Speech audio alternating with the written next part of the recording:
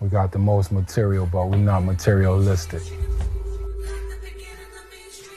My name is Groovey Lew Jones. I'm from money earning Mount Vernon, New York. I style, I design, I personal shop.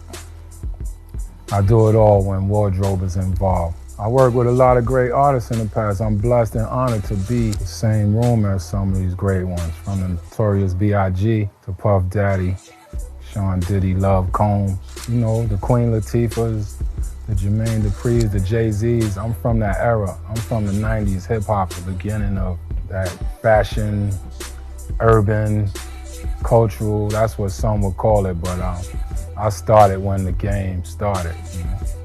When I first met Nip, I knew of him and I knew about him. I was running around back and forth from LA to New York and I used to see him. And then I used to go down to the store. I had a little flow where I used to get up early, go to the swap meet, hit Nip's store, and then go to Assembly Wholesome, and then I would get out the hood and go back up towards, you know, where we were staying. So one time, one of my homies from LA, he pulled me up. I'm like, yo, I want to go down there. Like, you know, everybody want to go to the hood to see what's going on. You from that, so you West Coast, you want to go. So he took me down there, and it was a funny day because it was like 50 people in front of the store. And they was in front of the store gambling, playing CeeLo or whatever.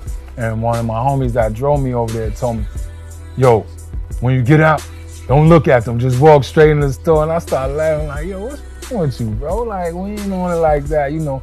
So we used to get out the car over there and them homies used to be gripping them things, like, and then Nip used to be like, no, yo, that's Groovey Lew from New York, like, that's the stylist kid, like, you know.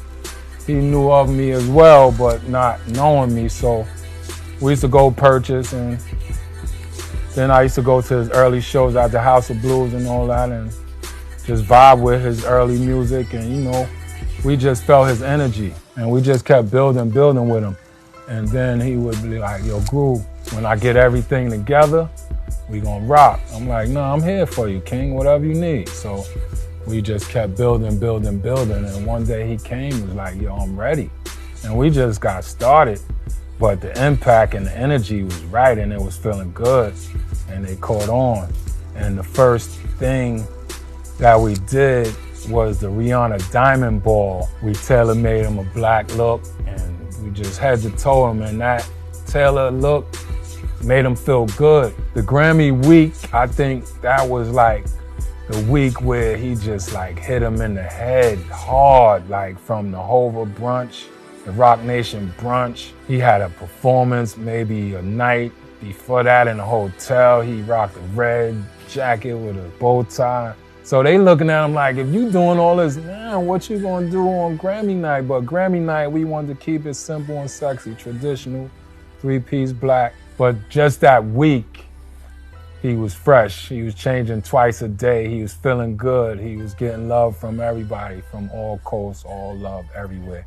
To the people, it was just like, bam, like, you know what I mean? But to us, it was a plan. It was laid out, and we knew what we was about to do, but we hit the people in the head, and they seen it.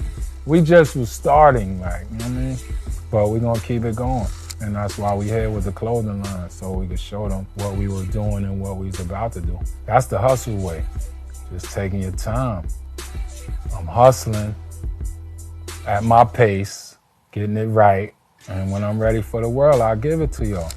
You know what I mean? The hustle way is still going to this day. We still hustling. He's hustling. He's feeding us, like, you know what I mean? Through his spirit, through his energy, through everything he laid out. I mean, all them seeds he planted, the flowers is blooming now. That's the hustle way. His style is kingly. His style is bossy. His style is street. His style is hood. He's everything, like. It depends on what he's doing and where he's going. You know what I mean? You see him in the hood, no shirt, 5 chains, fucking boxes, drippy, sweats hanging, riding a fucking 4-wheeler. See him on the red carpet, double-breasted, bow tie. You know what I mean? His style was like the weather. It can change any day, bro.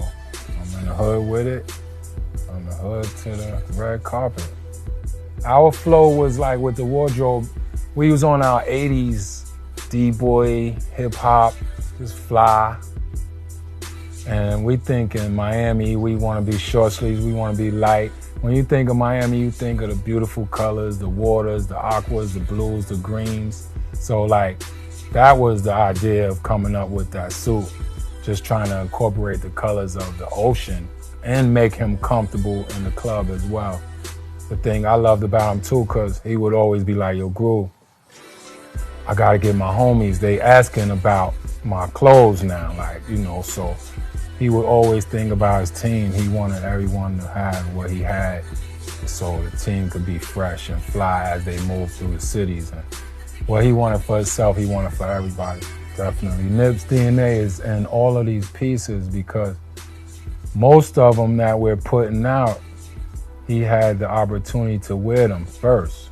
He helped design a few of them, and he rocked them at some major places, like, you know, tours and videos. And so you see the looks out there.